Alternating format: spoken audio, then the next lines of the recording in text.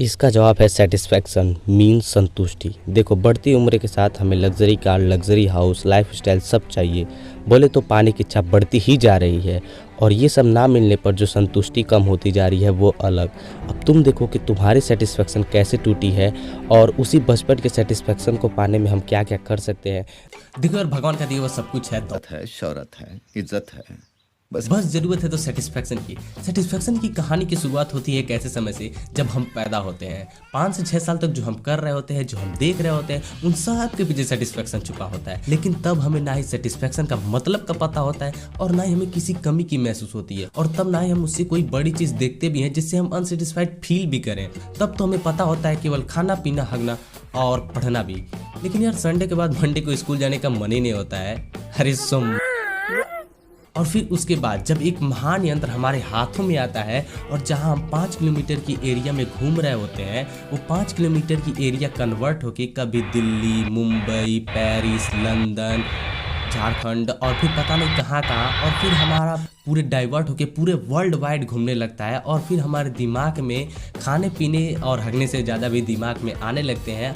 और फिर कहते हैं जो हम देखते हैं, जो हम सुनते हैं, वही सीखते भी हैं। और फिर हम देखते हैं लग्जरी कार, जिस कार को हम ज़िंदगी भर से देख रहे होते हैं, फिर हमें पता चलता है इस कार से भी अच्छी कार्स होती हैं। जिस घर को हम ज़िंदगी भर से देख रहे होते हैं, फिर हमें पता चलता है कि इस घर से भी अच्छे घर होते हैं। जिस लेटरिन में हम हग रहे होते हैं, उस भी अच्छी लेटरिन होती है जिसमें से तीर की तरह निशाने निकलते हैं और फिर हमें धुलना भी नहीं पड़ता है और हमारा धुल के हो जाता है।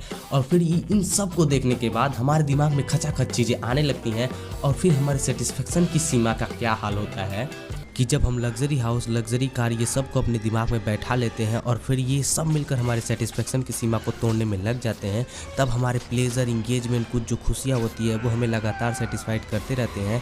लेकिन तब पर भी ये रुतबा पार्टी सब मिलकर लग्जरी हाउस, लग्जरी कार और फिर रसियन भी इस सब को मिल के हमारी सेटिस्फेक्शन की सीमा को तोड़ने में लग जाते हैं और एक न एक दिन ये सब मिलकर हमारी सेटिस्फेक्शन की सीमा को तोड़ ही देते हैं। देखो यार, फिर हमारी सेटिस्फेक्शन की सीमा टूट जाती है और फिर हमें हर चीज़ में कमी महसूस होने लगती है और फिर हमें क्या कुछ नहीं चाहिए होता है, लग्जरी कार, लग्जरी हाउस और एक अच्छी लाइफ स्टाइल।